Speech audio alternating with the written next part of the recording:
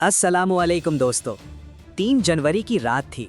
Venezuela के दारुल हुकूमत Caracas में लोग अपने घरों में गहरी नींद सो रहे थे। सड़कें सुनसान थीं, फिजा में खामोशी थी और शहर मामूल के मुताबिक एक आम रात गुजार रहा था। लेकिन किसी को अंदाज़ा नहीं था कि ये रात वेनेजुएला की तारीख की सबसे खौफनाक रातों में से एक बनने वाली है। अचानक ज़ोरदार धमाकों की आवाज़ें आईं, ज़मीन लरज़ उठी, लोग घबराकर नींद से जाग उठे। खिड़कियों से बाहर देखा तो आसमान पर जंगी हेलीकॉप्टर मंडला रहे थे और सड़कों पर आग और धुआं फैल चुका था। कुछ ही लम्हों में पूरा शहर मैदाने जंग का मंजर पेश करने लगा। लोग जान बचाने के लिए इधर उधर भागने लगे। किसी को समझ नहीं आ रही थी कि आखिर हो क्या रहा है। जल्द ही ये बात सामने आ गई कि इस हमले के पीछे दुनिया की सबसे बड़ी ताकत अमेरिका है। लेकिन दोस्तों, ये सिर्फ एक फिजाई हमला नहीं था, बल्कि इसके साथ साथ एक खुफिया और इंतहाई बड़ा फौजी ऑपरेशन भी जारी था। रिपोर्ट्स के मुताबिक अमेरिकी फौज ने सिर्फ चंद घंटों के अंदर वेनेजुएला के सदर निकोलस मदुरो और उनकी अहलिया को हिरासत में ले लिया और फिर इन्हें बराह रास्त अमेरिका मुंतकिल कर दिया गया। सोचने की बात यह है कि किसी आज़ाद और ख़ुद मुख्तार मुल्क के सदर को इस तरह गिरफ्तार करके दूसरे मुल्क ले जाना कोई मामूली बात नहीं। ये एक ऐसा कदम था जिसने बैनुल-अक़वामी क़वानीन, सिफारती उसूलों और रियासती खुद मुख्तारी सब पर सवालिया निशान लगा दिया। अमेरिका का मौक़िफ़ ये था कि निकोलस माडुरो और उनकी हुकूमत मंशियात की स्मगलिंग में मुलव्वस थी। अमरीकी हुक्काम के मुताबिक वेनेजुएला से तकरीबन 70% नशावर अशिया अमेरिका स्मगल की जा रही थीं और इस नेटवर्क की सरपरस्ती रियासती सतह पर की जा रही थी। इसी इल्ज़ाम की बुनियाद पर यह पूरा ऑपरेशन किया गया, जिसमें 150 से ज़्यादा जंगी तैयारे, हेलीकॉप्टर और जदीद फ़ौजी साजो सामान इस्तेमाल किया गया। चंद ही घंटों में पूरा मुल्क खौफ व हरास में मुब्तला हो गया। लेकिन दोस्तों, अगर तारीख पर नज़र डालें तो ये पहला मौका नहीं था जब अमेरिका ने किसी मुल्क के सदर के साथ ऐसा सलूक किया हो। आज से तकरीबन 35 साल पहले पनामा के सदर मानुएल नोरेगा को भी बिल्कुल इसी तरह अमेरिकी फ़ौज ने गिरफ्तार किया था। दिलचस्प बात यह है कि उस वक्त भी इल्ज़ाम वही था, मंशियात की स्मगलिंग। अब यहाँ एक अहम सवाल पैदा होता है, क्या वाकई ये सारा मामला सिर्फ मंशियात का था या इसके पीछे कोई और बड़ी ताकत, कोई और बड़ी वजह छुपी हुई थी? असल हकीकत यह है कि इस पूरी कहानी की सबसे बड़ी वजह तेल है। वेनेजुएला के पास दुनिया के सबसे बड़े तेल के ज़खायर मौजूद हैं। अक्सर लोग ये समझते हैं कि दुनिया में सबसे ज़्यादा तेल सिर्फ अरब ममालिक के पास है, लेकिन हकीकत इसके बरक्स है। दुनिया के सबसे ज़्यादा साबित शुदा तेल के ज़खायर वेनेजुएला के पास हैं, जो तकरीबन 303 बिलियन बैरल बनते हैं। ये मिक़दार पूरी दुनिया के तेल का तकरीबन 17.5% है और यही वजह है कि दुनिया की बड़ी ताकतें हमेशा इस मुल्क पर नज़र रखती आई हैं।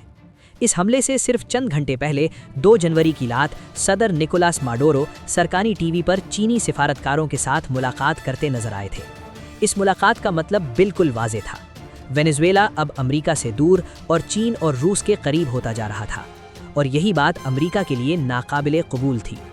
हमलों के बाद मुल्क में मुख्तलिफ रद्द-ए-अमल देखने को मिले।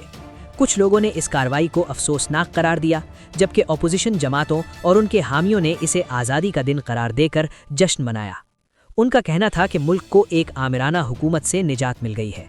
लेकिन हकीकत यह है कि पहले मुल्क में एहतजाज को हवा दी गई, फिर एक ही रात में सदर को उठा लिया गया और अवाम कुछ खास रद्द-ए-अमल भी ना दे सके। आमतौर पर किसी भी मुल्क में हुकूमत तब्दील करवाने के लिए यही तरीका अपनाया जाता है।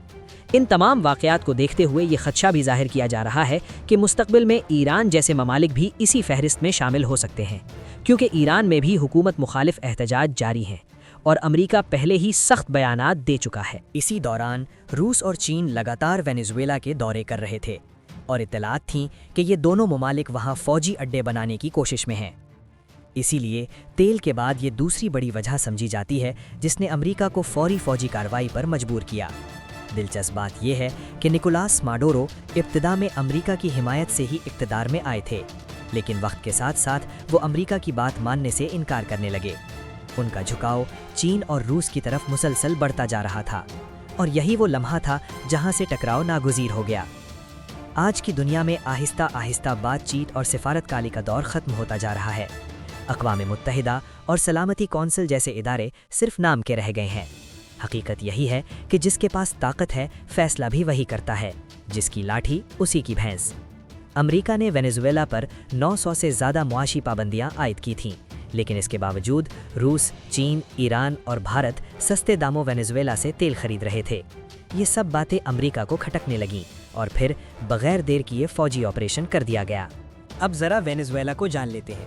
یہ جنوبی امریکا کا ایک ملک ہے جس کی آبادی تقریباً 3 کروڑ 40 لاکھ کے قریب ہے، لیکن اس کے باوجود یہ خطے کے غریب ترین ممالک میں شمار ہوتا ہے۔ وینزویلا کا آفیشل نام بولیویرین ریپبلک آف وینزویلا ہے۔ یہ ملک اپنے وسیع تیل کے ذخائر، قدرتی خوبصورتی اور منفرد ثقافت کی وجہ سے جانا جاتا ہے۔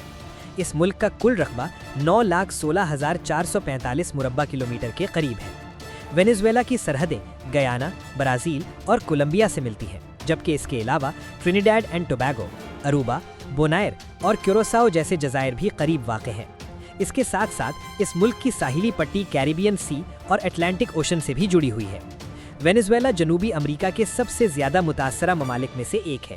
یہاں کے لوگ زیادہ تر اسپانوی زبان بولتے ہیں، کیونکہ ایک طویل عرصے تک اس ملک پر اسپین نے حکومت کی تھی۔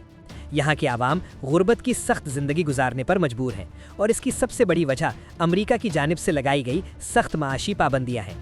ان پابندیوں کی وجہ سے ملک کی معیشت کئی سالوں سے مسلسل زوال کا شکار ہے۔ امریکا طویل عرصے سے وینزویلا کے انقلابی نظام اور اس کی سیاسی قیادت سے ناخوش تھا۔ 2015 میں امریکی صدر براک اوباما نے وینزویلا پر پابندیاں عائد کیں اور بعد میں خوان گوائیڈو کو عبوری صدر کے طور پر تسلیم کر لیا۔ اس کے جواب میں مڈورو حکومت نے امریکا سے سفارتی تعلقات ختم کر دیے اور امریکی سفارتکاروں کو ملک چھوڑنے کا حکم دے دیا۔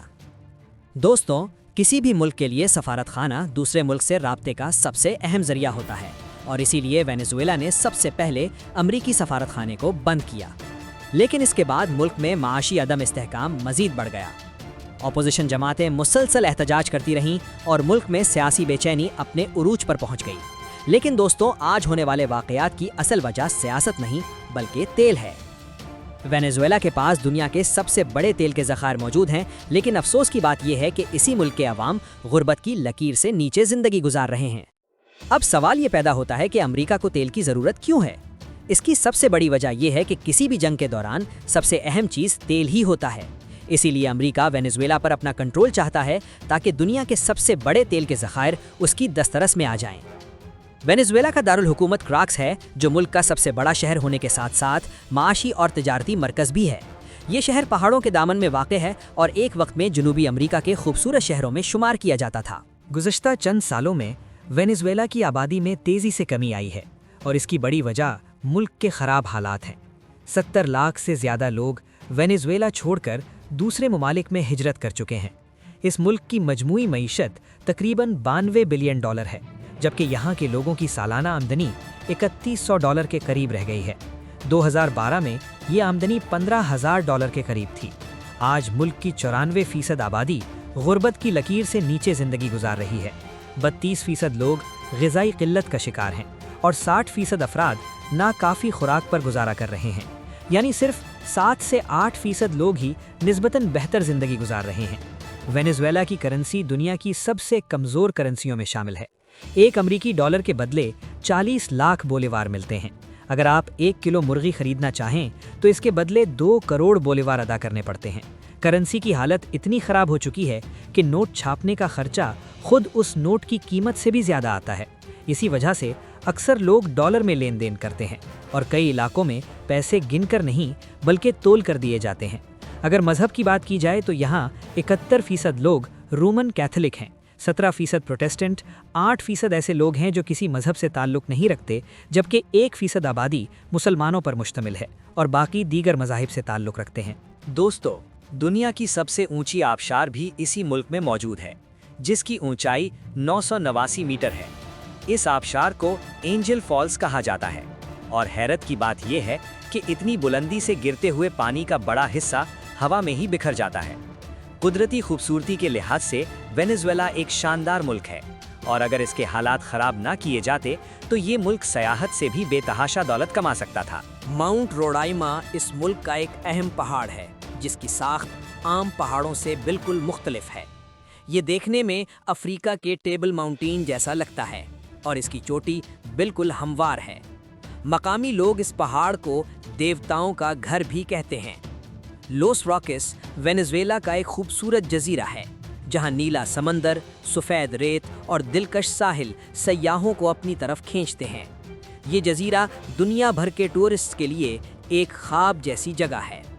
वेनेजुएला का एक तारीखी शहर कोरो भी है, जो कोलंबस के ज़माने से आबाद है। 1993 में इस शहर को यूनेस्को वर्ल्ड हेरिटेज साइट का दर्जा दिया गया था। ये शहर अपने सहराई मनाजिर और सकाफती विरसे की वजह से दुनिया भर में मशहूर है।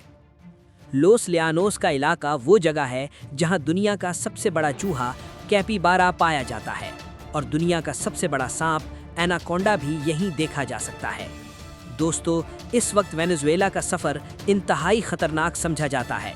पानी, बिजली और खुराक की अक्सर कमी रहती है, हत्ता के अद्वियात भी आसानी से दस्तयाब नहीं। इसी वजह से ये मुल्क आज एक मुश्किल दौर से गुजर रहा है। दोस्तों, ये थी आज की हमारी मुकम्मल मालूमाती और तफसीली वीडियो। आपको ये वीडियो कैसी लगी कमेंट में ज़रूर बताइएगा, और अगर चैनल पर नए हैं तो सब्सक्राइब और लाइक ज़रूर कीजिएगा।